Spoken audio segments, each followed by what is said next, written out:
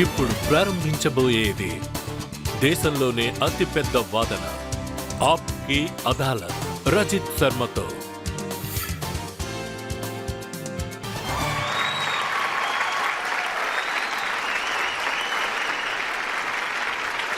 నమస్కారం. ఆప్కి అదాలత్ కి స్వాగతం.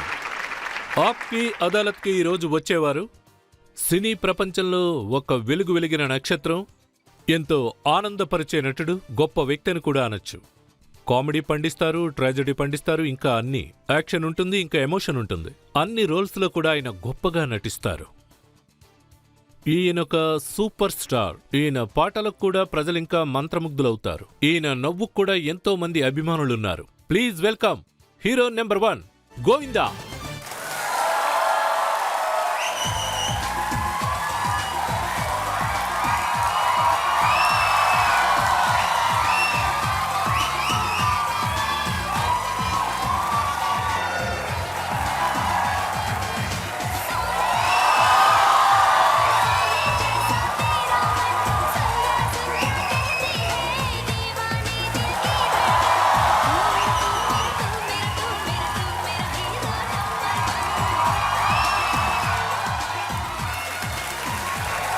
ఈరోజు మన కార్యక్రమానికి రాబోయే జడ్జి ఎవరంటే ప్రముఖమైన journalist, writer KG Suresh.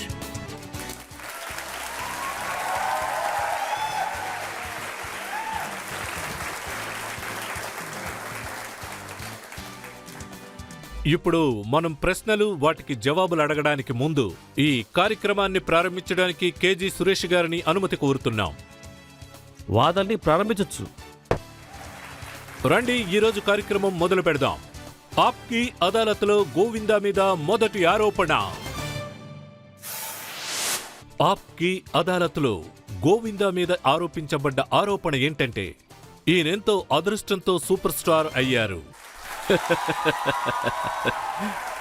Govinda 1986 magazine ఇప్పుడు నా చేతిలో ఉంది. దీని మీద ఉన్న హెడ్లైన్స్ ఏంటంటే గోవిందా ఒక బంగారు బాతు అని. ఇందులో ఏం రాసిందంటే 20 ఏళ్ల వయసులో ఇతనెవరో ఎవరికీ తెలియదు, కానీ 22 సంవత్సరాలలో ఇతను 50 సినిమాలకు సైన్ చేశారు. ఇలాంటి అద్భుతం ముంబై సినీ ఇండస్ట్రీలో ఎప్పుడూ జరగలేదు. అందుకే మిమ్మల్ని బంగారు బాతు అన్నారా ఏంటి? ఇంత పొగిడిన తర్వాత నన్ను ఆఖరికి బాతు అని చెప్పేశారే. ఇందులో నేను ఆలోచిస్తున్నది ఏంటంటే తల్లే అన్నిటికీ కారణం. నాకు ఇది దొరికింది మా తల్లిదండ్రుల ఆశీర్వాదం వల్లే. ఇంకా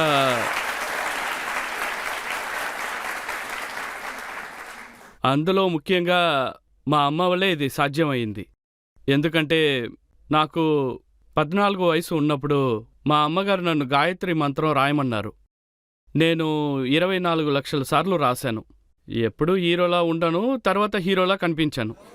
ఆ తర్వాత ప్రజలు వీడి హీరోలా ఉన్నాడు, హీరో అవుతాడు అన్నారు. అలా అందరూ ఒప్పుకున్నారు. నేనేమనుకున్నానంటే నేనేలా హీరో అవుతాను, చాలా భయపడతాను, చాలా సిగ్గుపడతాను, సినిమాలో నటిస్తానని అసలు అనుకోలేదు. మొదటి ఆరోపణే బాగుంది, కానీ ఇది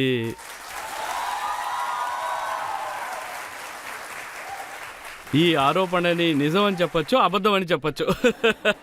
ప్రొడ్యూసర్స్ దగ్గరికి మీరు నటించిన వీడియో క్యాసెట్స్ వెళ్ళడానికి వాళ్లకు మీరు లంచం ఇచ్చారట, అది నిజమంటారా? మీరు చెప్పండి. అది పెద్దవాళ్ళ దగ్గర అసలు టైం ఉండదు. వాళ్ళని అంత తేలిగ్గా పట్టుకోలేము. వాళ్ళ ఆలోచనలు చాలా ఫిక్స్డ్గా ఉంటుంది. ఈ హైటే ఉండాలి, ఈ కలర్ ఉండాలి, ఇలాంటి పర్సనాలిటీ ఉంటే హీరో అవ్వచ్చు. హీరో వాయిస్ ఇలాగే ఉండాలని చెప్తూ ఉంటారు. అదేంటంటే పేదవాళ్ళకి, కష్టపడి పైకొచ్చిన వాళ్ళకి, అంటే ఒక పేదవాళ్ళకి ఇంకొకరికి మైండ్ సెట్ ఎలా ఉంటుందో తెలుస్తుంది. అంటే మీరు చెప్పినట్టే నేను చేస్తున్నా.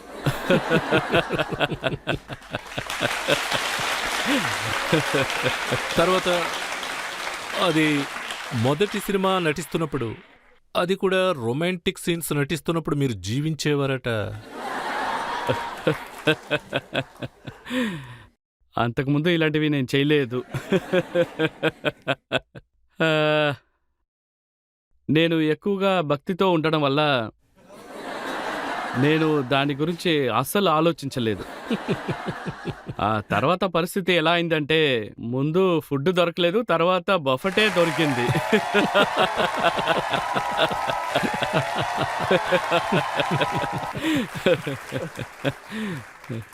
ఒకరోజు షూటింగ్ జరుగుతున్నప్పుడు ఏమైందంటే సరోజి నేను ఇలా నుంచున్నాను ఆవిడ ముందు. ఆవిడ మైక్‌లో మాట్లాడుతూ ఉన్నారు. అప్పుడు "ఏంటి అలా వణికిపోతున్నావు?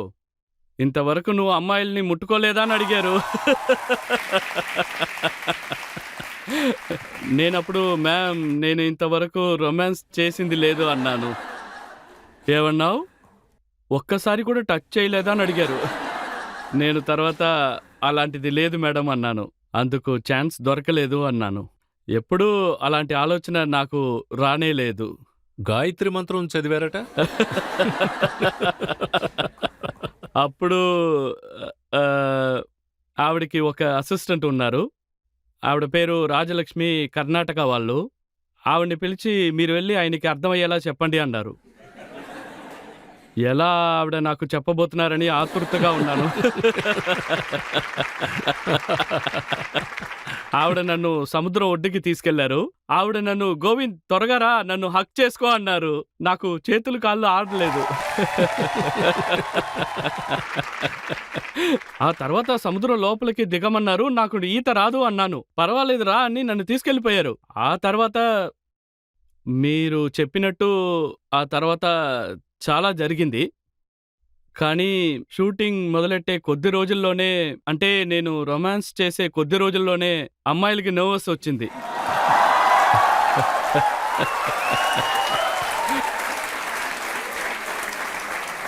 ఇలా ప్రారంభించి ఆ తర్వాత మీ పాటలన్నిటినీ ఇన్స్పిరేషన్‌గా తీసుకోవడం మొదలుపెట్టారు.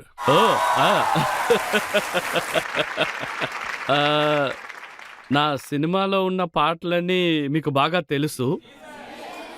అన్ని పాటలు చాలా పవిత్రంగా ఉంటుంది. అంటే 'సర్కాలో కట్టియా జాలేకే', 'మిర్చి లగే తో మే క్యా కరే' ఈ పాటలన్నీ చాలా మామూలైనవి. ఆ తర్వాత అది ఆ! మీరు చెప్పినట్టే జరిగింది. ఇవన్నీ సూపర్ హిట్ పాటలు. మీరు స్టోరీ ఏంటో తెలుసుకోకుండా, ఆ సినిమా ఎలా ఉంటుందో కూడా తెలుసుకోకుండా, మీరు ఆ సినిమాకి సైన్ చేశారని తెలిసింది. అది నిజమా? ఆ! అవును సార్. ఆ సమయంలో నేను చాలా పేదింటి నుంచి వచ్చినవాడిని. చాలా కష్టపడ్డాను. నాకు చాలా జాబ్స్ దొరికాయి. చాలా డబ్బులొస్తాయి. ఆ తర్వాత ఏం జరుగుతుంది? ఏం కథ? ఎవరు ఆర్టిస్టు? ఇవన్నీ అడగాలని అనుకున్నాను. మా అమ్మగారు నాతో ఏమంటారంటే, "గోవింద్, సినిమా అంటే ఇలాగే ఉంటుంది. మనుషులు కష్టపడితే జాబ్ వెతుక్కుంటారు. ఒకరోజు వాడు గెలిచిన తర్వాత జాబ్‌లో ఉన్న కష్టాన్ని చూస్తాడు. అందుకని నీకు జాబ్ దొరికింది. నువ్వు దేవుడి మీద నమ్మకంగా ఉండు. జాబ్ చేస్తూ ఉండు. చాలా కష్టపడు. నిజం చెప్పాలంటే ఆ జాబ్ మీద నమ్మకంగా ఉండు. అందుకనే బాధ్యతగా జాబ్ చేయాలి. ఏం చేస్తున్నారు? ఎందుకు చేస్తున్నారు? ఇవన్నీ ఎందుకు అడగాలి అనుకున్నాను. అందుకని నేను కానీ ఏ ఎందుకంటే సీన్స్ చేయాలో అది సెట్‌లోకెళ్ళి అడిగేవారట? అవును సార్. సెట్‌కెళ్ళిన తర్వాతే నాకేంటని తెలుసు. ఒక్కో సమయంలో మీకు తగినట్టుగా సీన్స్‌ని మార్చేవారట కదా! నిజమా? సినిమా మీకోసం తీస్తున్నారా? పబ్లిక్ కోసం తీస్తున్నారా? అని అడుగుతాను. వాళ్ళు లేదు పబ్లిక్ కోసమే తీస్తున్నాను అంటారు. అంటే ఇలాగే ఉంటే సినిమా ఆడదని వాళ్ళతో చెప్తాను. ప్రజలు దేన్ని చూసి కన్విన్స్ అవుతారో ఆ సినిమా తీయండి అంటాను. ఆ క్యారెక్టర్‌ని మీరెలా సృష్టించుకున్నారు? 'కూలీ నంబర్ వన్‌లో' యాక్ట్ చేసిన క్యారెక్టర్. మీరే క్రియేట్ చేసుకున్నారు. అది ఎలా? సినిమాలో చేసిన క్యారెక్టర్స్ అన్నీ నచ్చిన క్యారెక్టర్స్. ఆ క్యారెక్టర్స్ అన్నీ నా జీవితంలో ఎక్కడో ఒక చోట కలిసిన వాళ్ళే. ఈ క్యారెక్టర్‌ని నేను నేనెక్కడో ఫంక్షన్‌కి వెళ్ళినప్పుడు చూశాను. కళ్ళంతా పెద్దదై బయటకొచ్చేసింది. ఇది చూస్తున్నప్పుడు వాళ్ళ కళ్ళను చూసి నా కళ్ళు ఆగిపోయింది.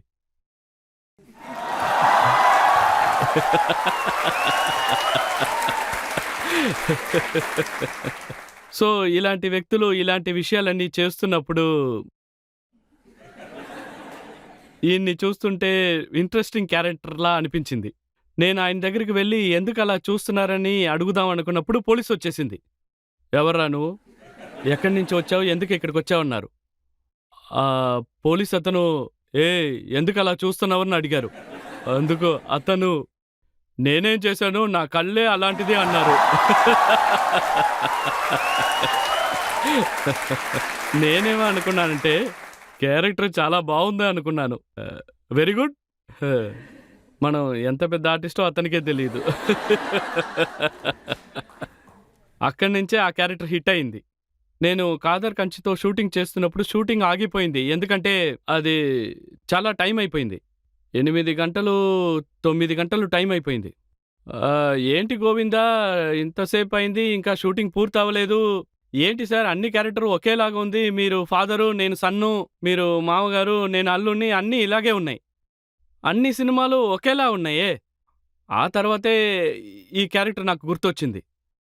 ఆ తర్వాతే నేనడిగాను, సార్ మీరు ఏం అనుకోకపోతే నేను ఒక యాక్టింగ్ చేసి చూపించనా అని. ఆ తర్వాతే ఈ సీన్ చేశాం. ఆ తర్వాత ఆ సీన్ హిట్ అయిపోయింది. ఆ తర్వాత అది ఆఫ్టర్ 9 అవర్స్ ఎగ్జాక్ట్‌లీ 9 అవర్స్ 'కూలీ నంబర్ 1' షూటింగ్ ప్రారంభించారు. పంజాబీ క్యారెక్టర్ని మీరు సృష్టించారు, అది తెల్లని జుట్టుతో. 'హసీనా మంజాకిల్'. అవును. అవును. అది ఏంటంటే అది ఆహ్, ఈ విధంగానే ఇంతకు ముందు చెప్పినట్టే. ఆ క్యారెక్టరు ఈ సినిమాకి సరిగా ఉంటుందనుకున్నాను. వాడి దగ్గర ఏమడిగినా వాడు వేరేలా సమాధానం చెప్తాడు. ఆ తర్వాత వాడు అలాగే ఉన్నాడు. ఆ తర్వాత వాడు ఎలా ఉంటాడో వాడికే తెలీదు. మామూలుగా ఉంటాడు. వాడు ఏమైంది? ఏంట్రా ఏం చేస్తున్నారు? ఎలా చేస్తున్నారు? ఈరోజు డబ్బులొచ్చేస్తుందా అని అడిగేవాడు.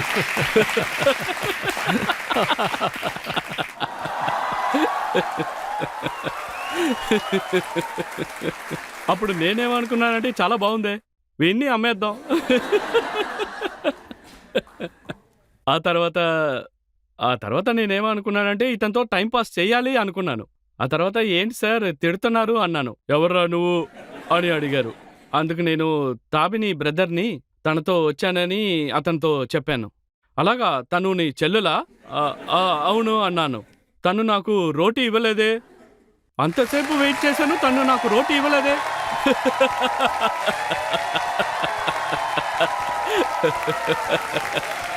అప్పుడు నాకది బాగా నచ్చింది. Very good, very good. మంచి క్యారెక్టర్ అనిపించింది. ఈ సినిమా షూటింగ్ జరుగుతున్నప్పుడు ఈ విధంగానే సంజయ్ దత్ సార్ వచ్చారు. దాంతో పాటు అందరూ ఆర్టిస్టు వచ్చారు. అప్పుడు నేనేమో అనుకున్నానంటే ఇది బావుందే పంజాబీ. అప్పుడు చిన్నాన్న రోల్ ఉంది. ఆ రోల్ ఆయన చేశారు. మీరు నాగ్పాడా రోల్‌ని సజెస్ట్ చేశారట కదా! అది చేయడానికి చాలా కష్టపడ్డారట? చూడండి ఒక చోటి పేరే నాగ్పాడా. ఆ భాషలో ఉన్న ప్రతి పదాలు చాలా బావుంటుంది. వాళ్ళ భాష నాకు చాలా బాగా నచ్చింది. ఎందుకు ఇది యూజ్ చేయకూడదు అనుకున్నాను. చాలా రోజులుగా ఇది నా మైండ్‌లో ఉండిపోయింది. నేను ఒక్క సీన్ అయినా ఈ విధంగా ఈ ఈ భాషలో నటించాలనుకున్నాను. ఏ విధంగానైనా చేయాలనుకున్నాను. సతీష్ కౌశిక్ తయారుగా కూర్చున్నారు. ఆ తర్వాత ఆయన డైలాగ్ రాస్తూ ఉన్నారు. రెడీ చేస్తూ ఉన్నారు. అందరూ రెడీగా కూర్చునున్నారు. ఆ రోజుల్లో ఎలా అంటే నేను షూటింగ్‌కి వెళ్తున్నానంటే నేను ఎక్సర్‌సైజ్ చేయడానికే చాలా టైం పట్టేస్తుంది. అప్పుడు ఆయన డైలాగులన్నీ రెడీగా పెట్టుకున్నారు. అప్పుడు నేనే ఆ డైలాగ్‌ని అక్కడ నేనే రాసుకున్నాను. అప్పుడు అక్కడ వచ్చి అది ఇది 'ఆప్‌కే అదాలత్‌లో' చెప్పాలా వద్దా తెలీదు. ధారాళంగా చెప్పొచ్చు. చెప్పండి. ఇది ప్రజల అదాలత్. ప్రేక్షకులకు ఓకే అయితే చెప్పొచ్చు. ఓకేనా?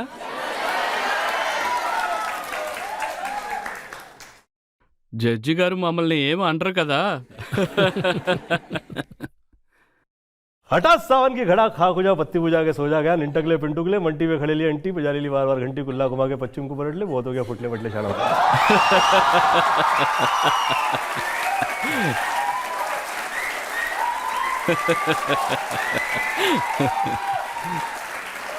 అయితే ఒక సమయంలో మీరు చాలా సినిమాలు నటించారట. ఆ సమయంలో మీరు ప్రొడ్యూసర్‌ని కలవడానికి అసలు టైం ఉండేది కాదట కదా! మరి వాళ్ళెలా కలిసేవారు మిమ్మల్ని?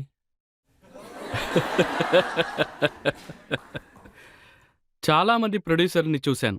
ఆ టైంలో చాలా మంచి ప్రొడ్యూసర్స్ ఉన్నారు. ప్రొడ్యూసర్ లేని వాళ్ళు కూడా ప్రొడ్యూసర్‌లయిపోయారు. అదేంటంటే ఆహ్, ఫైనాన్సర్‌తో మాట్లాడి సెట్‌కి తీసుకొస్తారు. ఆ సెట్‌కి ఆయన వచ్చారని చెప్తారు. అప్పుడు బాగా నడుచుకోవాలంటారు. ప్రేమతో ఉన్నట్టు చూపించుకోవాలి, మంచి రిలేషన్షిప్ ఉన్నట్టు చూపించాలి. ఏంటి మీ దగ్గర డబ్బులు లేదా అంటాను. డబ్బులు వచ్చింది, నేను వచ్చేసాను, మీరు వచ్చారు, మనం ఇప్పుడు స్టార్ట్ చేసాం కదా. డబ్బులు లేకుండా పిక్చర్ స్టార్ట్ చేశారనుకున్నాను. ఇలాంటి వాళ్ళు చాలామంది ఉంటారు. కానీ టాప్లో ఉన్న ప్రొడ్యూసర్స్ అందరూ వాళ్ళేమనుకున్నారంటే వీడు పెద్ద హీరో, వీడు డేట్స్ దొరకడం కష్టం, వీడు ఎలా షూటింగ్కి వస్తారనుకున్నారు. అందుచేత నా దగ్గరికే రారు. వచ్చిన వాళ్ళందరూ ఇలాగే ఉన్నారు. అందువల్ల అందువల్ల ఏంట్రా ఇలా వచ్చి ఇరుక్కున్నామని నాకు అనిపించింది. నేను దిలీప్ సార్కి కృతజ్ఞతలు చెప్పాలి. ఎందుకంటే ఆయనే ముందుగా నాతో చెప్పారు, గోవింద్ ముందుగా ఈ 25 సినిమాలు వదిలేయన్నారు. ఏంటి 25 సినిమాలు వదిలేయాలా? డబ్బులు కూడా లేదనుకున్నాను. ఆ తర్వాత తప్పకుండా సినిమాలు దొరుకుతుంది అన్నారు. ముందు ఇలాంటి సినిమాలు ఆపేయమన్నారు. ఆ తర్వాత 25 సినిమాలు వదిలేశాను. ఆ టైంలో నాకు ఇలాంటి ప్రొడ్యూసర్సే దొరికారు. అదే నిజమని చెప్పాలి. ఇలాంటి సినిమాలు వదిలేసి ఆ తర్వాత 49 మూవీస్ చేశాను.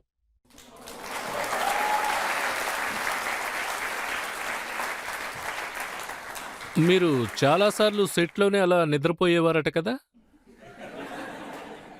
సార్, నేనెక్కడ నిద్రపోయాను సార్.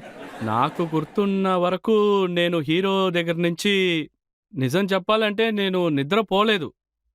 అప్పుడు నా కళ్ళని చూశారంటే హాస్పిటల్ నుంచి వచ్చిన వాళ్ళ ఉంటాను. నాకు ఏమనిపించిందంటే నాకు జాబ్ దొరికింది. అది 15 రోజులకి కంటిన్యూస్గా షూటింగ్ జరుగుతుంది. సమయం దొరికినప్పుడంతా నిద్రపోతాను. గంట 2 గంటల సేపే నిద్రపోతాను. వీడు నిద్రపోవటలేదు అంటారు. అలా ఉన్నప్పటికీ వీడు ఎలా ఎనర్జీగా ఉంటున్నాడో అంటారు. ఇది చూస్తున్న యంగ్స్టర్స్కి నేను ఒక మాట చెప్పాలి. నేను చెప్పే సలహా ఏంటంటే యోగా తప్పకుండా చేయండి అంటున్నాను. దీనివల్ల వచ్చే పవర్, ఎనర్జీ ఒకరికి డిఫరెంట్, చాలా డిఫరెంట్గా ఉంటుంది. జిమ్ చేసేదంతా డిఫరెంట్, కానీ ప్రాణాయామం చేసే వాళ్ళకి అన్నీ ఈజీగా లభిస్తుంది. ఒకరు చేసేది అన్నీ ఈజీగా ఉందంటే అంత తేలిగ్గా వాడు నీరసపడడు. సో నేను ఎంతసేపైనా నీరసపడను. అవును, ఇదే జరుగుతుంది. నేను నిద్రపోను సార్. ఆ టైంలో ఇండస్ట్రీలో కొంతమంది మిమ్మల్ని బి గ్రేడ్ యాక్టర్ అని అనేవారు. వాళ్ళు నన్ను బి గ్రేడ్ అని చెప్పడం నా అదృష్టం అనుకుంటున్నాను. ఏ గ్రేడ్ అనుకుని నన్ను ఏం చేస్తారో.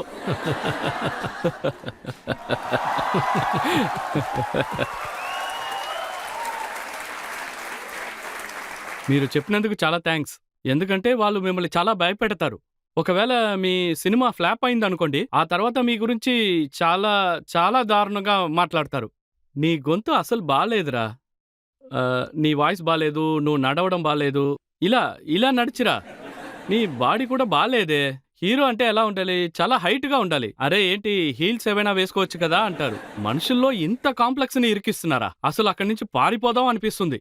అదే సినిమా హిట్ అయిందంటే, హిట్ అయింది కానీ బాలేదే, అదేంటప్పా బాలేదు.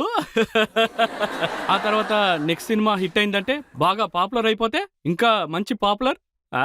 ఇవన్నీ నీ అదృష్టమే, లేదంటే నీకు దొరకదు కదా, నీకు అంత టాలెంట్ లేదు కదా, నీకు అంత ప్రిఫరెన్స్ ఇవ్వను కదా. సరే సరే అని చెప్పేసి వెళ్ళిపోతూ ఉంటాను. అయితే మీకు అవార్డు దక్కలేదని బాగా బాధపడ్డారని విన్నాను. దయచేసి నన్ను క్షమించండి సార్. క్షమాపణ అడగాలనుకుంటున్నాను. దీనికి సమాధానం చెప్పడానికి భయంగా ఉంది. సమాధానం చెప్పనా?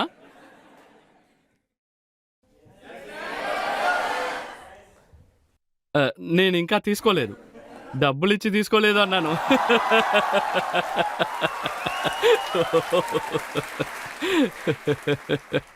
అంటే సినిమా అవార్డు అంటున్నారు కదా, అది ఎవరెవరికో లభించింది. మేము మాట్లాడుకుంటాం, ఇన్ని సినిమాలు హిట్ అయింది ఎందుకు దొరకలేదు అని, ఎందుకు అన్ని సినిమా హిట్ అయ్యి అవార్డు దొరకలేదు అని.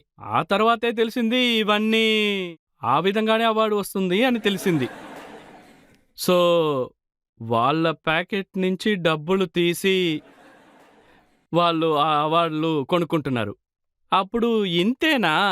ఆ తర్వాత వాళ్ళు పిలిచినా నేను అవార్డు షోకి వెళ్ళను. పెర్ఫార్మెన్స్ కావాలంటే చెప్పండి, చేస్తాను, డబ్బులు ఇవ్వండి, చేసేసి వెళ్తాను. సారీ, నేను రానని చెప్పేశాను. అందుకని నేను దిగులు పడను.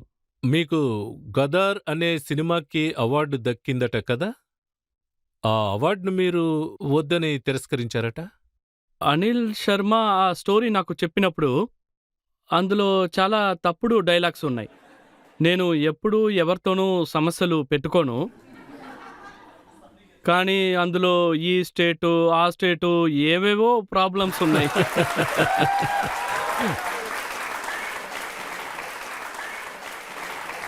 మా అమ్మగారు నాతో కొన్ని విషయాలు చాలా స్ట్రిక్ట్‌గా చెప్పేశారు. మా అమ్మగారు నాతో ఏం చెప్పారంటే, "నువ్వు ఎంత కష్టపడ్డావో నీకే తెలుసు. అందుచేత నువ్వు హార్డ్ వర్క్ చెయ్యి. ఇలాంటి విషయాల్లో రిస్క్ తీసుకోవద్దు" అన్నారు.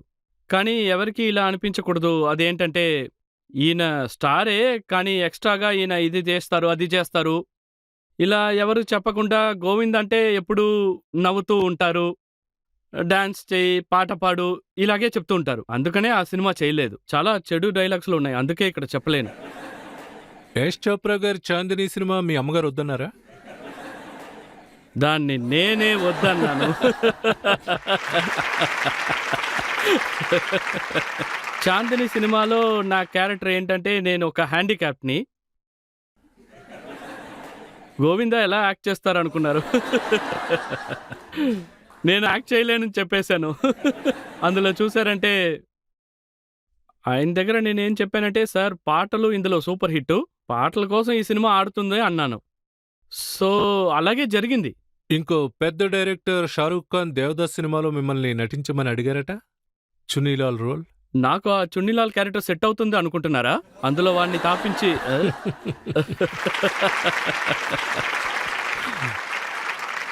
ఇందులో ముఖ్యమైన విషయం ఏంటంటే అప్పుడు నేను సూపర్ స్టార్గా ఉన్నాను. ఇదే విషయం. కానీ ఏంటంటే నేనేమో అనుకున్నానంటే క్యారెక్టర్ రోల్ ఇస్తున్నారు. సరే ఓకే, టాప్ డైరెక్టర్ సినిమా కదా, ఓకే అనుకున్నాను. కానీ ఎందుకు క్యారెక్టర్ రోల్ ఇస్తున్నారు, పైనుంచి కిందకి దిగుతున్నానా అనుకున్నాను. ఆ తర్వాత షారుఖ్కి చెప్పి నన్ను అడగమనండి అన్నాను. ఒకవేళ మిత్రుడిగా ఈ సినిమా చేయమని నన్ను అడిగితే తప్పకుండా చేస్తానన్నాను. కానీ ఈ విధంగా చెయ్యను అన్నాను. మీరొక స్టార్, టాప్ డైరెక్టర్ అనుకుని చేస్తే మాత్రం నేను చెయ్యను అన్నాను. సారీ, నేను చేయలేనని చెప్పేశాను. నాకు షారుఖ్ ఖాన్ అంటే చాలా ఇష్టం. మేము కలిసి ఎప్పుడు పనిచేయలేదు. షారుఖ్ సార్ ఒక అద్భుతమైన మనిషి. చాలా మర్యాదిస్తారు, చాలా తెలివైనవారు. సుభాష్ ఘై తాల్ సినిమాలో మీకు ఒక రోల్ ఆఫర్ చేశారట, తర్వాత అనిల్ కపూర్ చేశారు అది. సార్ నేను చేయడానికి సిద్ధంగా ఉన్నాను అన్నాను. కానీ తాల్ అనే టైటిల్ చేంజ్ చేయమన్నాను. టైటిల్ నాకు నచ్చలేదు అన్నాను. అప్పుడు అతను ఏ జోషుడు బాలేదు అన్నాను. సినిమా చాలా బాగా ఆడింది. సో కొంచెం కష్టంగానే ఉంది. ఆ తర్వాత హాలీవుడ్లో మీకు హీరో రోల్ వస్తే దాన్ని కూడా తిరస్కరించారని విన్నాను, అది నిజమా? ఎందుకని వద్దన్నారు? అవతార్ టైటిల్ని నేనే ఇచ్చాను. అది చాలా సూపర్ హిట్ సినిమా అయింది. మీ సినిమా బాగా ఆడుతుందని కూడా ఆయనతో చెప్పాను. 7 సంవత్సరాల్లో ఈ సినిమా పూర్తి చేయలేరని కూడా చెప్పాను. 7 సంవత్సరాల్లో పూర్తి చేయలేరని అనుకుంటున్నానని చెప్పాను. అందువల్ల నా మీద చాలా కోపం వచ్చింది. అప్పుడే గుర్తొచ్చింది వాడు ఊర్లో ఉంటూ వాడినే అలా అన్నానని. అందువల్ల అప్పుడే అక్కడి నుంచి బయలుదేరాను. 7 సంవత్సరాల్లో సినిమా పూర్తి చేయలేరని నువ్వు ఎలా ఆ మాట అంటావని నాతో అడిగారు. ఈ సినిమాలో అవతార్ ఉన్నారే, జంతువుల్లా హ్యాండిక్యాప్డ్ లా ఉంటారు. ఈ అవతార్ ఉందే అదొచ్చి దేవుడి యొక్క భాగం అన్నారు. నా వల్ల కుదరదని చెప్పాను. తప్పకుండా చేయనని చెప్పేశాను.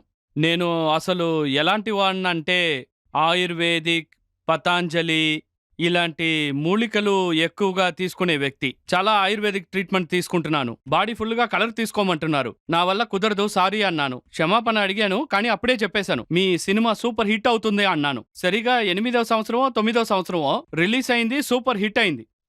అలా అయితే మీరు ఏం చేసినా అది మీకు ఇష్టం అయితేనే దాన్ని చేస్తారు. అదే ఆ సాంగ్లోనే ఉంది కదా సార్. ఈ సినిమా యొక్క పాట. సరే, తర్వాత ఆరోపణ కోసం మీరు వేచి ఉండండి. చిన్న విరామం తీసుకుందాం. విరామం తర్వాత సూపర్ స్టార్ గోవిందాని కొన్ని ప్రశ్నలు అడుగుదాం, వాటి జవాబులేంటో తెలుసుకుందాం. తర్వాత గోవిందా గురించి ఇంకో విషయం చెప్పాలి. మీ డ్రెస్సింగ్ స్టైల్ చాలా విచిత్రంగా ఉంటుంది. మంజిల్ colour coat, purple colour suit, ఇంకా వైట్ కలర్ షూ. ఇప్పుడు వచ్చే సినిమాలన్నీ చూస్తున్నారు కదా, అసలు డ్రెస్ అయినా వేసుకున్నారని మనం సంతోషపడాలి.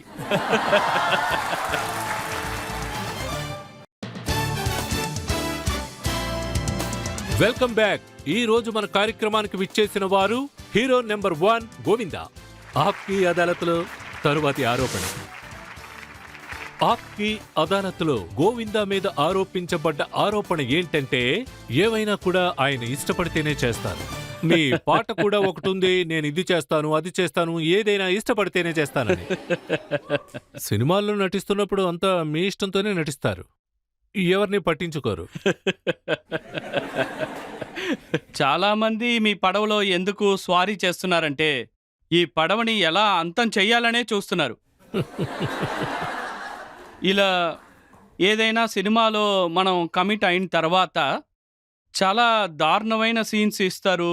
ప్రజలు దాన్ని చూసి ఏంటది అని చిరాకు పడతారు. అలాంటి సినిమాలు బ్యాన్ చేయాలి అన్నట్టు ఉంటుంది. కానీ వాళ్ళు ఇది పబ్లిసిటీగానే చూస్తారు. ఇది ఒక పబ్లిసిటీయా, ఇలాగే చేస్తారా అనుకున్నాను. మీరు ఎన్నో సీన్స్ మార్చేస్తారట కదా, అలా 1-2 సీన్స్ ఏంటో చెప్తారా? అది చాలా సీరియస్ అయిన విషయం సార్. నేను ఇప్పుడే సారీ అడగాలనుకుంటున్నాను. అది ఒక దారుణమైన విషయమే.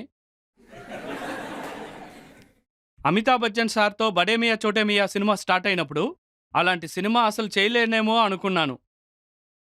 కానీ అప్పుడే మా అమ్మగారు చనిపోయారు. ఫిలిం ఇండస్ట్రీ నుంచి బయటికి వచ్చేయాలి అనుకున్నాను. అప్పుడు నేను చాలా పెయిన్తో ఉండడం వల్ల, సినిమా మొత్తం కామెడీ నవ్వుతో నిండిపోవడం వల్ల నాకు చేయడం ఇష్టం లేదు. కానీ అమితాబ్ బచ్చన్ సార్కి అది చాలా ముఖ్యమైన సినిమా. ఎలాగైనా ఆ సినిమా ఆడాలి అనుకున్నారు. ఆ సినిమాలో చాలా ముఖ్యమైన సీన్ ఒకటి ఉండాలి. అందులో చూశారంటే మీరేమైనా మొఘల్ మహారాజా, నేనేమైనా అనార్కలి అనుకున్నారా? ఎందుకు నా చేత ఇంత డాన్స్ చేయిస్తున్నారు?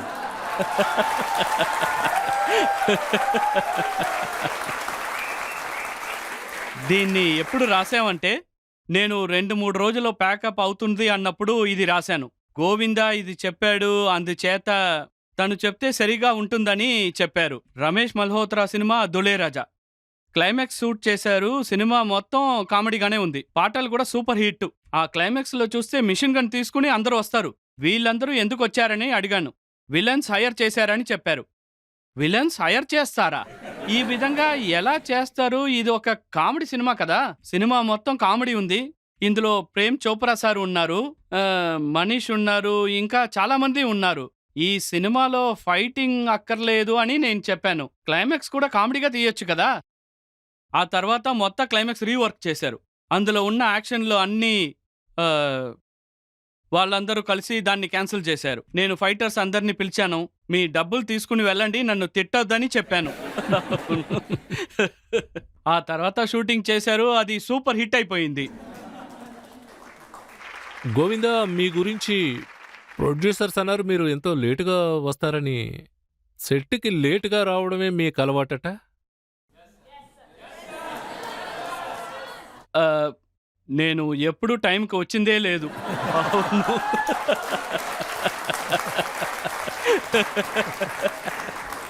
ఇలాంటి నిందలు నేను భరించలేను సార్, నేను భరించలేను. ఈ ఆప్కి అదాలత్ షోకి రావడానికి 25 సంవత్సరాలు పట్టింది.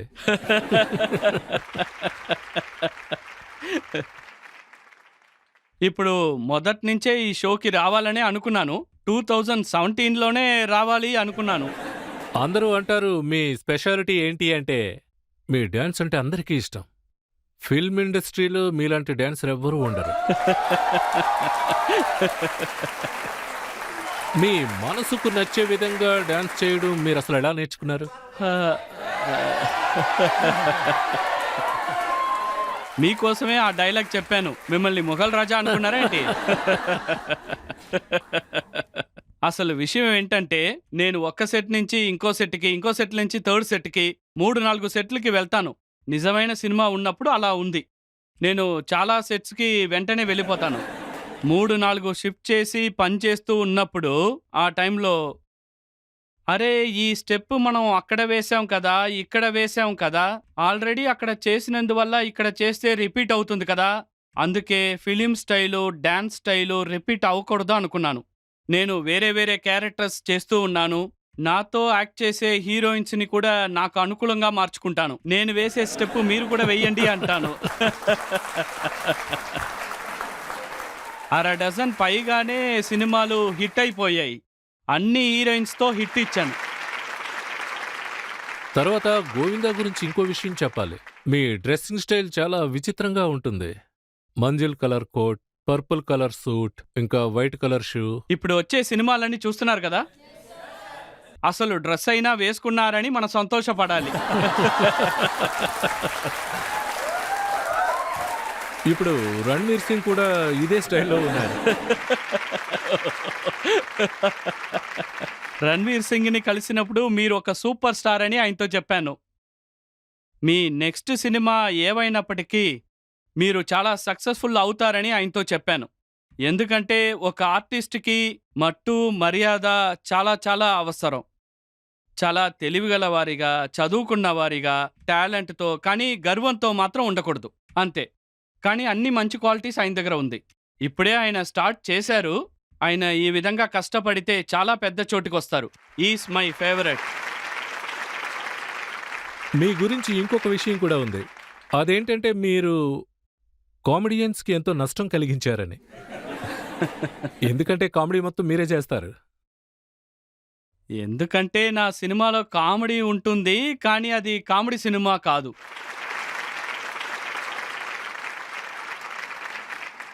దిలీప్ సార్ ఒకరోజు ఒక మాట అన్నారు, గోవిందా నువ్వు ట్రాజడీ మూవీస్ చెయ్యకు అన్నారు. సో నాకు ఇదే సెట్ అయ్యింది. కామెడీ సినిమాలు స్టార్ట్ అయినప్పటి నుంచి 14-15 ఇయర్స్ అసలు ఎంతో టాప్లో ఉన్నాం.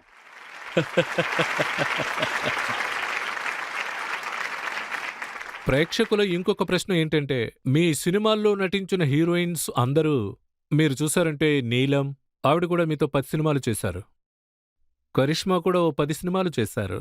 రవీనా టండన్ కూడా 10 సినిమాలు చేశారు. అసలు నా కెరియరే ఎప్పుడు ప్లాన్ చేయలేదు. వాళ్ళ కెరియర్ నాకేంటి సంబంధం?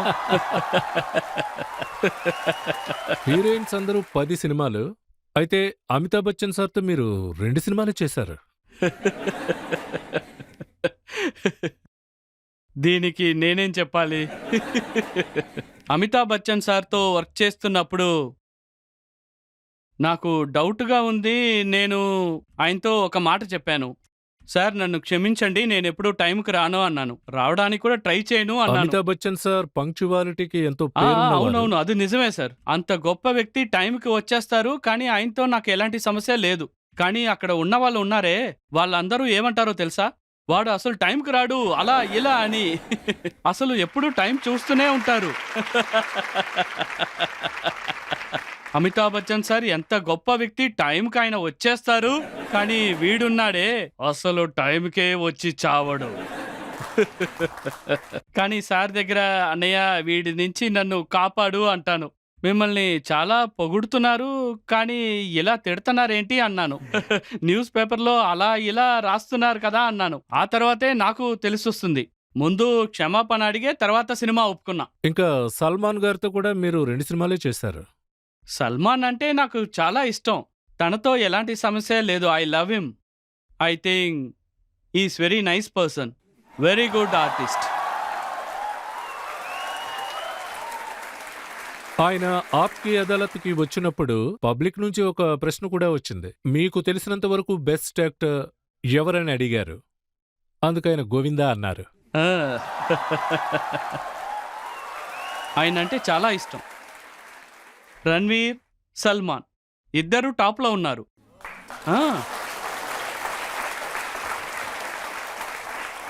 ప్రేక్షకుల్లో ఎవరైనా ప్రశ్నలు అడగాల? ఇప్పుడే మీరు షారుఖాన్తో ఉన్న మీ రిలేషన్షిప్ గురించి చెప్పారు. వాళ్ళు రొమాన్స్ కింగ్, మీరు కామెడీ కింగ్. మేమేమన్నా రాంకా మూవీ గురించి ఎదురు చూడొచ్చా? మీ ఇద్దరిని ఒకే స్క్రీన్లో చూడడానికి అవకాశం ఉందా? ఆ, ఈ మధ్య వచ్చే సినిమాలు అసలు ప్రొడ్యూసర్స్ ఎవరు తయారు చేయటం లేదు. అవును నిజమే, ఈ రోజే వాళ్ళ సినిమాస్ని ప్రొడ్యూస్ చేస్తున్నారు. ఆ, మీరు చూశారంటే సల్మాన్ ఖాన్కి ప్రొడక్షన్ ఉంది, అలాగే మీ ఖాన్కి కూడా ఉంది, షారుఖ్ ఖాన్కి ఒకటి ఉంది. ఆ విషయం మీకు తెలుసు కదా. ఇంకా అమితాబ్ బచ్చన్ సార్ని అడగక్కర్లేదు, మొత్తం సినిమా ఫీల్డ్ అతందే. అందుచేత ఇలా ఉన్నప్పుడు ఆ విధంగా ఏదైనా క్యారెక్టర్ ఉంటే, స్టోరీ ఉంటే మన దగ్గర ఇది చేద్దావా అని అడిగినప్పుడు తప్పకుండా చేస్తాను, పక్కా. నా క్వశ్చన్ ఏంటంటే మీ పేరు ఎలా చీచి అని పెట్టారు? అదేంటంటే నేను పుట్టాలని మా అమ్మ ఒక మొక్కు పెట్టింది. ఆమె గుండు కొట్టుకుంది, ఐబ్రోస్ అన్నీ కూడా తీసేశారు. ఆ తర్వాతే ప్రెగ్నెంట్ అని తెలిసింది. అందుచేత నేను సాధు కొడుకైపోయాను. ఆ తర్వాత నేను పుట్టినప్పుడు మా అమ్మగారు చాలా ఇబ్బంది పడ్డారు. ఆ టైంలో ఆవిడ పెద్ద స్టార్గా ఉండేవారు. నాన్న కూడా హీరోనే. ఆ టైంలో వాళ్ళు పడిన కష్టం కోసం ఫోటో ఫ్రేమ్ పెట్టుకున్నారు. అందులో కృష్ణుడొచ్చి తన బొటని వేలుతో కొండని ఎత్తుతూ ఉంటారు. చీచీ అనే పదం ఇంగ్లీష్లో వచ్చి ఎలిగంట్ అనే మీనింగ్తో ఉంటుంది. పంజాబీలో దీన్ని చీచీ బొటనవేలు అంటారు. ఈ బొటనవేలు ఉంది కదా, ఇది శక్తికి సంబంధించింది. నేను ఎప్పుడూ ఆ దేవుడు అనుగ్రహం ఉండాలని, నాకు ఒకవేళ దీని గురించే పెట్టారేమోనని అనుకుంటున్నాను. నాన్నగారు అలాగే అంటూ ఉంటారు. ఇప్పుడు ఇంకో విరామం తీసుకుందాం. విరామం తరువాత చీచీని కొన్ని ప్రశ్నలు అడుగుదాం, ఆరోపణలు కూడా అడుగుదాం. మీరు చాలా మంది హీరోయిన్స్ తో యాక్ట్ చేశారు, అయితే ఎవరితోనూ మీరు ప్రేమలో పడలేదా?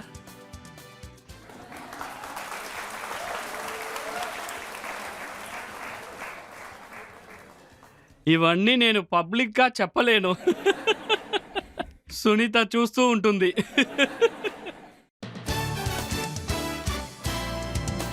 Welcome back. ఈ రోజు మన ఆప్కి అదాలత్కు విచ్చేసిన వారు సూపర్ స్టార్ గోవిందా. ఈయన 33 సంవత్సరాలు ప్రజల్ని ఎంతో ఎంటర్టైన్ చేశారు. ఎంతో నటన ప్రజ్ఞాశాలి, ఎంతో అనుభవజ్ఞులు కూడా. ఇప్పుడు తర్వాత ఆరోపణ. ఆప్కి అదాలత్లో ఫిల్మ్ స్టార్ గోవిందా మీద ఆరోపించిన ఆరోపణ ఏంటంటే ఆయన ఎవరితోనూ బంధాలు ఏర్పరచుకోలేదు.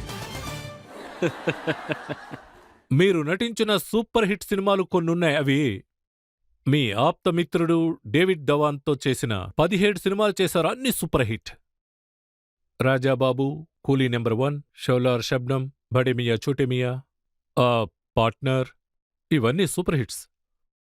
కానీ కొన్ని సంవత్సరాలు మీరు డేవిడ్ ధవాన్తో మాట్లాడలేదట. ఆ, మీ కొడుకు తనతో కలిసి 17 మూవీలు చేశాడు. అప్పుడు ఈ ప్రశ్న నన్ను అడగచ్చు. నిజం చెప్తున్నా, ఏ కొడుకు తన తండ్రితో అన్ని మూవీస్ చేయడు. ఎందుకంటే డేవిడ్ ధవన్ కొడుకుని, చదువుకున్నవాడు. 17 సినిమాలు చేయడం వల్ల ఆర్టిస్ట్కి ఏమైపోతుంది అది కూడా నాకు తెలియదు. నా దగ్గర అప్పుడు ఏం చెప్పారంటే, సంజయ్ దత్ ఒక పంజాబీ. ఆ సమయంలో నేను చాలా పంజాబీలకి పని ఇస్తూ ఉన్నాను. ఎక్కడి నుంచో పంజాబీలు వస్తూ ఉంటారు, వాళ్ళందరికీ పని ఇచ్చాను. అలాగే డేవిడ్ ధవన్ వచ్చారు, బాగా సెట్ అయిపోయారు. నేనేమనుకున్నానంటే, ఈయన వల్ల చాలా సినిమాలు హిట్ అవుద్ది అనుకున్నాను. తప్పకుండా ఇద్దరూ కలిసి పనిచేద్దాం అనుకున్నాను. నేను ఆయనతో చాలా బాగా ఫ్రెండ్షిప్ చేశాను. బంధువులతో కూడా అలా నేను ఉండలేదు, ఆ విధంగా ఉన్నాను. నా అన్నయ్య ఒక డైరెక్టర్. ఇంతవరకు ఆయన దగ్గర 17 సినిమాలు చేయలేదు. అప్పుడు ఆయనకేం సమస్యో నాకు తెలీదు. ఆయనతో కలిసి 17 సినిమాలు పూర్తయిన తర్వాత నేను చష్మా బద్దూర్ సబ్జెక్ట్ని చెప్పాను. ఆ తర్వాత రిషి కపూర్ ఆ ప్రాజెక్ట్ని స్టార్ట్ చేశారు. అది షూటింగ్ జరుగుతున్నప్పుడే ఆ టైంలో ఆయనకి నేను కాల్ చేశాను. ఆయన, ఏం చేస్తున్నావు, నేనేం చెప్తున్నానో విను అన్నారు. అరే, నేనెందుకు వినాలి, నువ్వు ఏం చేస్తున్నావో అది సరిగా చెయ్యి అని చెప్పాను. షూటింగ్ ప్రారంభించాం. ఈ విషయం ఇక్కడ డిస్కస్ చేయకూడదు అనుకుంటున్నా. బాగా చదువుకున్నవారు, తెలివిగల వాళ్ళు అనుకున్నాను. కానీ ఆ టైంలో నా సెక్రటరీ అక్కడే ఉన్నారు. ఆ టైంలో పాలిటిక్స్ నుంచి బయటకు వచ్చినందువల్ల కొంచెం మారాను. తను ఏం చెప్తున్నాడో నేను వినాలి, ఫోన్ ఆన్లో పెట్టండి అని సెక్రటరీకి చెప్పాను. అలా చెప్తున్నప్పుడు డేవిడ్ ఫోన్ ఆన్లోనే ఉంది. ఫోన్ ద్వారా నేను విన్నది ఏంటంటే, చీచీ చాలా మాటలు వినాల్సి వచ్చింది. వాడి ప్రశ్నలన్నీ అడగడం వల్ల వాడితో పనిచేయడం ఇష్టం లేదు అన్నారు. ఏదైనా చిన్న రోల్ దొరికితే చెయ్యని అన్నారు. ఈ విషయం నాకు చాలా గుచ్చుకుపోయింది. ఆ తర్వాత నేను ఇక పని చేయకూడదు అనుకున్నాను. 4-5 నెలలు మాట్లాడకూడదు అనుకున్నాను. 4-5 నెలల తర్వాత మళ్ళీ కాల్ చేశాను. రండి, గెస్ట్ అపియరెన్స్ ఇద్దామని పిలిచాను. మనసులో చాలా ఆశలు ఉంటాయి కదా. మీరు చెప్పినట్టు ఏదో ఒక చిన్న రోల్ కోసం మీ షూటింగ్లో వచ్చి వెళ్తాను అన్నాను. ఆ తర్వాత రెస్పాన్స్ లేదు, కాలు లేదు. ఇన్ని సంవత్సరాల తర్వాత ఇది చెప్తున్నానంటే చెప్పాల్సిన పరిస్థితి వచ్చింది. ఇవన్నీ కూడా వాళ్ళ మనసులో ఉండిపోయింది. నా తలుపు ఎప్పుడూ ఎవరికోసమైనా మూసేనా? నేనేలా గోవింద్ అవుతాను? అయితే గోవిందా, మీరు ఖాదర్ ఖాన్తో కూడా ఎన్నో సినిమాలు చేశారు కదా? 41 సినిమాలు మీరు ఆయనతో కలిసి వర్క్ చేశారు. రైటర్గా ఆయన చేసిన సినిమాలు ఎప్పుడూ సూపర్ హిట్టే. ఆయన జితేందర్ సార్, అమితాబ్ బచ్చన్ సార్తో పనిచేశారు. అప్పుడు అమితాబ్ బచ్చన్ సార్ అన్ని సినిమాలు సూపర్ హిట్. ఆ తర్వాత ఆయన జితేందర్ సార్తో పనిచేశారు, అది కూడా సూపర్ హిట్. ఆ తర్వాత మిథున్ చక్రవర్తితో పనిచేశారు, అది కూడా సూపర్ హిట్ అయింది. ఆ తర్వాత నాతో కలిసి పనిచేశారు, అది కూడా సూపర్ హిట్ అయింది. అన్ని సినిమాలు సూపర్ హిట్. అయితే ఆయనకు ఆరోగ్యం బాలేనప్పుడు తర్వాత ఆయన చనిపోయారనుకోండి, ఆయన కొడుకు ఏమన్నారంటే, గోవిందా 40 సినిమాలు ఆయనతో కలిసి చేశారు, కానీ ఒక్కసారి కూడా ఆయన గురించి చెప్పలేదు అన్నారు. మంచి సమయంలో ఈ ప్రశ్న నన్ను అడిగారు. దీనికి సమాధానం చెప్పాలనుకుంటున్నాను. ఇందువల్ల వాళ్ళేదైనా ఇబ్బంది పడ్డారంటే నన్ను క్షమించండి. ఎందుకంటే ఆయన చాలా సాఫ్ట్ అయిన నేచర్. ఒకవేళ ఆయనకి ఏదైనా చిన్న విషయం చెప్పినా కూడా చాలా అఫెక్ట్ అవుతారు. ఒకరోజు ఆయన ఒక రిలీజియస్ పుస్తకాన్ని రాస్తూ ఉన్నారు. అప్పుడు ఆయనతో ఏం అడిగానంటే, మీరు రాస్తున్న ఈ పుస్తకాన్ని పెన్నుతో రాయకూడదు అన్న కండిషన్ ఉందని ఆయనతో చెప్పాను. ఒకవేళ తెగించి అలా చేస్తే ఇది మీకు మంచిది కాదు అన్నాను. మీ ఆరోగ్యానికి మంచిది కాదు అన్నాను. మీరు చేస్తున్న పనికి దీనికి సంబంధం లేదు అన్నాను. నా నోట్లో అలా వచ్చేసింది, నేనేం చేయను. కానీ ఆయన అంటే నాకు ఇష్టం.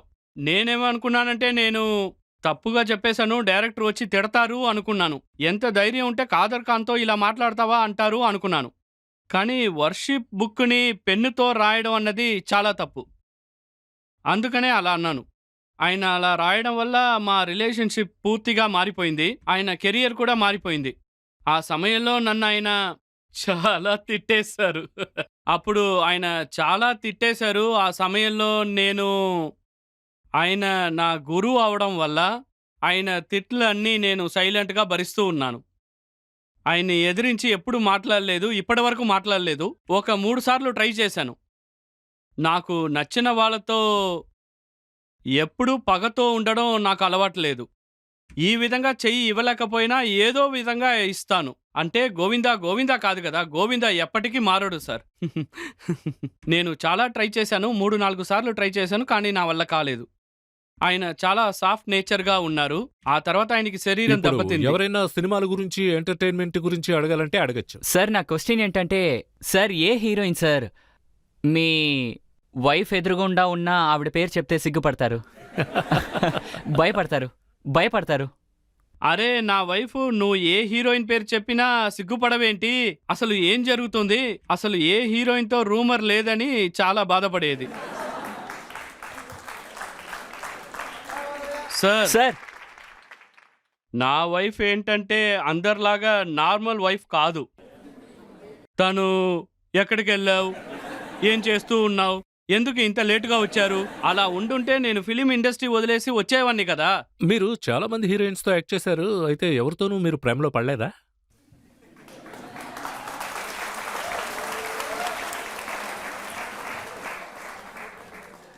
ఇవన్నీ నేను పబ్లిక్గా చెప్పలేను.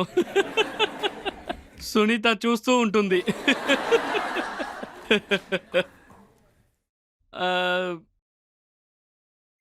దీనికి నా దగ్గర సమాధానం లేదు సార్. ఇలా చూడండి, ఖచ్చితంగా ఏదో ఉంటుందని అనుకుంటున్నాను. కరిష్మా కపూర్ మీతో 10 సినిమాలు చేశారు, తర్వాత హిందీ కూడా బాగా మాట్లాడుతున్నారు. దీనికి క్రెడిట్స్ ఈ టీవీ షోలో నేను తీసుకోలేను. కొన్ని సమయాల్లో కరిష్మాతో నేను పనిచేస్తున్నప్పుడు, అంటే ఆవిడే చెప్పింది ఒక టీవీ షోలో ఏంటంటే, ఇలాగే ఒక టీవీ షోలో తను చెప్పింది, అంటే గోవిందా మా నాన్నలాగా తను ఎక్కువ ప్రేమ చూపిస్తారు అన్నారు. అప్పుడు నేనేమనుకున్నానంటే, హలో, మన ఇద్దరు హీరో హీరోయిన్, అర్థమైందా? నేనేమనుకున్నానంటే, నేనేమి నీ తండ్రిని కానమ్మా, మనం అంతగా రొమాన్స్ చేసాం, ప్రజలు చూస్తే ఏమనుకుంటారు? సో తను చాలా మంచిది, ఒక తెలివిగల అమ్మాయి కూడా, చాలా హార్డ్ వర్క్ చేస్తూ ఉంటుంది. అంటే ఆవిడ పెద్ద ఫ్యామిలీ నుంచి వచ్చింది అంటే ఎవ్వరూ అసలు నమ్మరు. ఇలా కూడా ఉంటారా అనుకున్నాను. మీ బెస్ట్ కోస్టార్ అంటే మీరు ఎవరి పేరు చెప్తారు?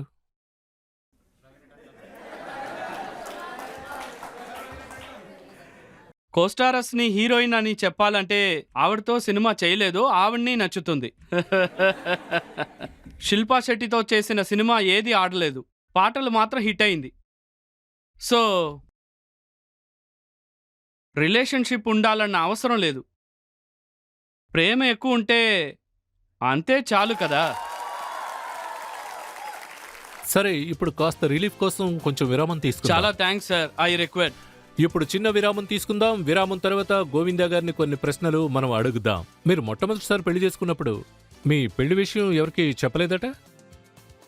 అవును సార్, 4 సంవత్సరం ఎవరికి చెప్పకూడదని కాదు, ఆ 4 సంవత్సరాలు నేను దాచిపెట్టారా? అవును, దాచిపెట్టాను. ఆ సమయంలో నాకు సినిమాలే లేవు, పెళ్ళైతే సినిమాలు దొరకవు, పెళ్ళైందంటే అమ్మాయిలు పడరు.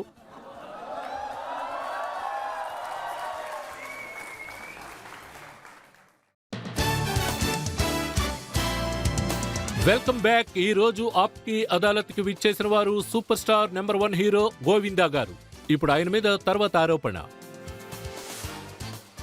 ఆప్కి అదాలత్లో film star super star Govinda మీద ఆరోపణ ఏంటంటే ఈయన ఎంతో అపనమ్మకంతో ఉంటారు. గోవిందా, మీ సినిమా హిట్ అవ్వడం కోసం మీరు మీ పేరును కూడా మార్చుకున్నారట, నిజమేనా? ఒక్కోసారి గోవింద్, ఇంకోసారి గోవిందరాజ్, ఇంకోసారి గోవిందరుణ్, ఇలా చాలాసార్లు. అవును, అది నిజమే. ఒకరు నాతో అన్నారు, ఒకవేళ మీరు ఫిలిం లైన్లో వస్తున్నట్టయితే ఫిలింకి తగ్గట్టు పేరు మార్చుకోవాలి అన్నారు. సినిమాలో ఫేక్ పేరుతో ఉన్న వాళ్ళు టాప్లో ఉంటారు. మన దిలీప్ సార్ పేరు యూసఫ్ ఖాన్, అది ఫేక్ పేరే. మిథున్ చక్రవర్తి పేరు కూడా ఫేక్ అయిన పేరే. అక్షయ్ కుమార్ పేరు కూడా ఫేకే. రాజేష్ ఖన్నా, జితేందర్, అన్ని పేర్లు ఫేకే. ధర్మేంద్ర ఫేక్ అయిన పేరే, గోవిందా ఫేక్ అయిన పేరే. గోవింద్.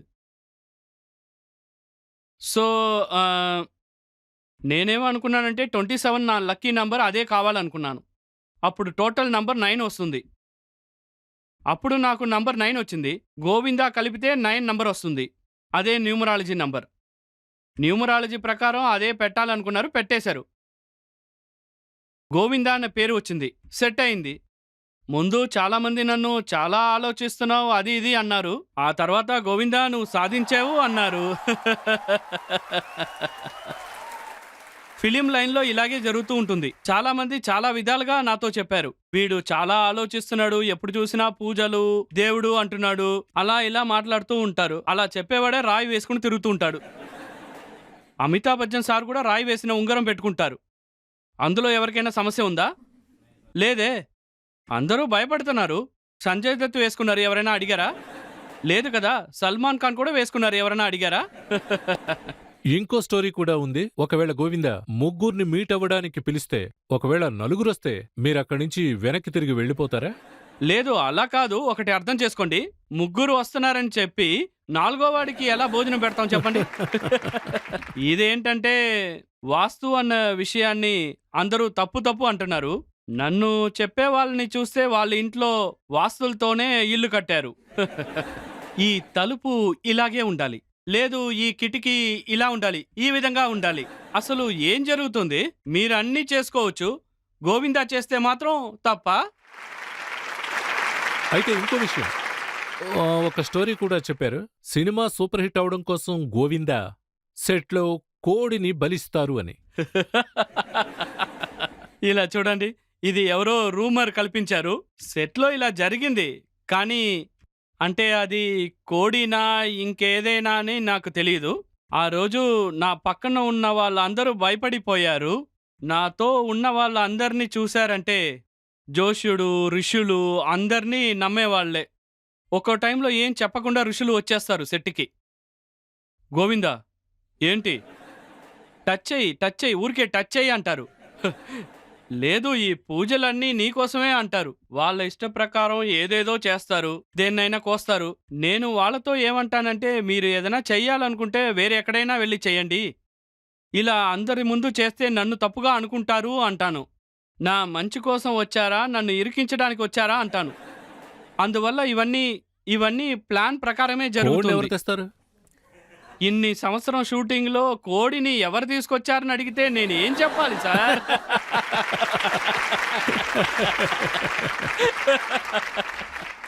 ఇంకో విషయం కూడా విన్నాను, గోవిందాకి రెడ్ కలర్ అంటే భయం అట కదా? మీరే చెప్పండి, సినిమాలో రెడ్ దుప్పటా సాంగ్ ఎవరు పాడారు? మీరే సార్. నేనే పాడాను కదా. ఆ, అది కూడా మీరే సార్. ఆ తర్వాత లాల్ చిన్నేరియా వాలి మే దిల్ ఆ రాయే, అది కూడా నా సినిమా పాటే కదా. Yes sir. అవన్నీ రెడ్డే కదా. అలా అయితే ఈ రెడ్ వేరే ఆ రెడ్ వేరేనా ఏంటి? అదంతా నాదే. కావాలంటే ఆ పాట నుంచి ఆ రెడ్ కలర్ ని తీసేయచ్చు. అదేంటంటే మీరు మీ 49 ఏళ్ల వయసులో మీరు మళ్ళీ పెళ్లి చేసుకున్నారు, అందులో మహత్యం ఏంటి? అంటే అది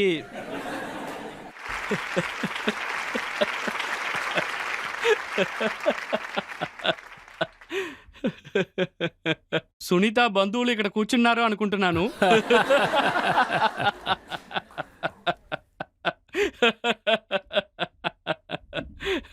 అన్నీ ప్రాపర్గానే జరిగింది.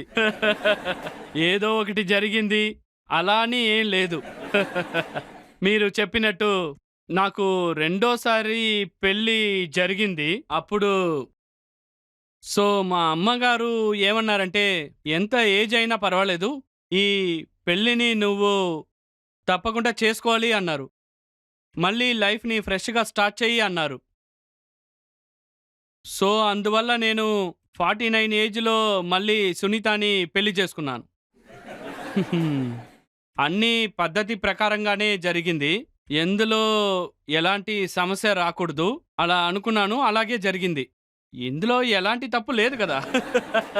మీరు మొట్టమొదటిసారి పెళ్లి చేసుకున్నప్పుడు మీ పెళ్లి విషయం ఎవరికి చెప్పలేదట? అవును సార్. 4 సంవత్సరం ఎవరికి చెప్పకూడదని కాదు, ఆ 4 సంవత్సరాలు నేను దాచిపెట్టారా? అవును, దాచిపెట్టాను.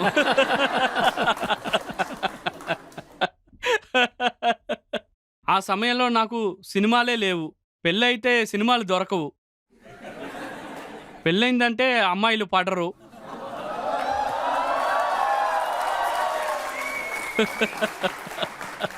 అలాంటప్పుడు పెళ్లిని ఎందుకు కుదుర్చుకుంటారు? ఇది చెప్పే తీరాలి. అంటే తనే నన్ను పడేసింది.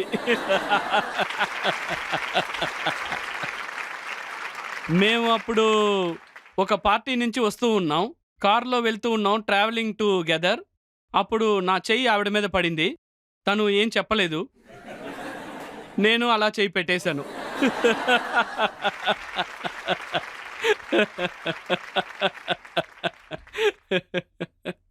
అప్పట్నుంచి తనంటే నాకు చాలా ఇష్టం. అందువల్ల గట్టిగా పట్టుకున్నాను. అప్పుడు నాకు సరే అనిపించింది. పర్వాలేదే, ఇది బాగుంది అనిపించింది. తను చాలా అందంగా ఉంది. ఇంతవరకు నాకు రొమాన్స్ జరగలేదు. హీరోయిన్స్తో నటించినప్పుడు వణుకు పుట్టింది. ఇది బాగానే ఉంది అనిపించింది. ఆ తర్వాత చెయ్యి పట్టుకోవడం వల్ల తననే ప్రేమించాను, తననే పెళ్లి చేసుకున్నాను. మీరు ఏ నిర్ణయం తీసుకున్నా జ్యోతిష్యం చూసి, న్యూమరాలజీ చూసి వాటిని ఫాలో అవుతారా? మీరు రాజకీయాల్లోకి వెళ్తారని జ్యోతిష్కులు చెప్పారా? సార్, ఈ నిర్ణయం నాది కాదు. అప్పుడు దేశంలో ఉన్న సాధువులు అందరూ నాతో ఏం చెప్పారంటే, గోవిందా 14 లోక్సభకి వెళ్ళు. వాళ్ళందరూ దీని గురించి దిగులు పడరు. 103 వయసున్న ఒక అతను ఫోన్ చేశారు. అంటే ఒక కుర్రోడు సినిమాలు చేస్తూ ఉంటాడే, తన పేరు ఏమన్నావు? గోవిందా. గోవిందా నువ్వే కదా? అవును నేనే అని చెప్పాను. అరే, నువ్వు చిన్నప్పుడు ఇక్కడే ఉన్నావు, నాకు 76 వయసు ఉన్నప్పుడు ఇక్కడ పూజలు కూడా చేశామే, జ్ఞాపకం లేదా, మర్చిపోయావా అని అడిగారు. బాబా మీరా అని అడిగాను. అవును అవును అన్నారు. అరే, ఫోన్ చేస్తున్నారు, ఇలా ఉంటే సరిపోదు అని నా మనుషుల్ని పంపించాను. అతనే. మీ అందరికీ ఎవరు ఎంపీ అయితే ఏంటి, ఎమ్మెల్యే అయితే ఏంటి, వీటన్నిటికీ బియాండ్గా ఉంటారు. నేను వాళ్లతో కలిసిన వాన్నే.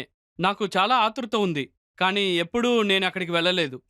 ఆర్టిస్ట్గా ఉన్నాను, ఎప్పుడూ ఆర్టిస్ట్గా ఉంటాను. నా లైఫ్లో ఎప్పుడూ ఆర్టిస్ట్గానే ఉంటాను. ఇది నా ఫీల్డ్ కాదు, కానీ వచ్చేశాను. ఇప్పుడు వచ్చినందువల్ల నేనేం చేయగలనో ఆ విధంగా చెయ్యాలనుకున్నాను, చేశాను. నా వల్ల ఏం చేయగలనో అది నేను చేశాను. ఆ తర్వాత ఆ కెరియర్ నాకు అవసరం లేదు. ఒకవేళ అలా జరుగుంటే పబ్లిసిటీ చేయడం కష్టమా ఏంటి? ఎంతో పబ్లిసిటీ చేసేవాడిని కదా. మీరు రాజకీయాల్ని వదిలేశారు, మళ్ళీ మీరు రాజకీయాల్లో రావడానికి ఏమైనా అవకాశం ఉందా? ఇప్పుడు 49 ఇయర్స్లో నేను పాలిటిక్స్ వదిలేసి వచ్చేసాను.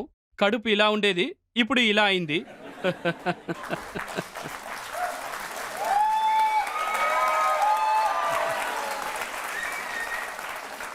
నేను పాలిటిక్స్లో ఇలా ఇలా ఇలా చేస్తూ ఉంటే నా పళ్ళు ఇలా అయిపోయింది. ఈ విధంగా ఇప్పుడు అవన్నీ సరిగ్గా కుదిరింది. ఈ హెయిర్ స్టైల్ ఇప్పుడు చాలా క్లీన్ అయిపోయింది. నేనేమో అనుకుంటున్నానంటే 49లో ఎందుకు ఇలా అయిపోయాడు? నేను ఇక్కడ ప్రామిస్ చేసి వెళ్తాను చూడండి, ఈ విధంగా. అంటే చాలా తక్కువ చేశానా ఏంటి? అంటే మీ బాడీ, మీ పర్సనాలిటీ మీకు కావాలంటే అనిపిస్తే ఆ విధంగా మీరు మారచ్చు. ఫిల్మ్ స్టార్ గోవిందాని మనం ఎన్నో ప్రశ్నలు అడిగాం. ఆయన కెరీర్ గురించి అడిగాం, ఆయన స్నేహితుల గురించి అడిగాం, ఇంకా కాంట్రవర్సీస్ అడిగాం. అయితే ఆయన మనల్ని ఎంతో ఎంటర్టైన్ చేశారు. ఇప్పుడు విరామం తర్వాత ఆప్కి అదాలత్లో జడ్జి గారి తీర్పేంటో మనం తెలుసుకుందాం.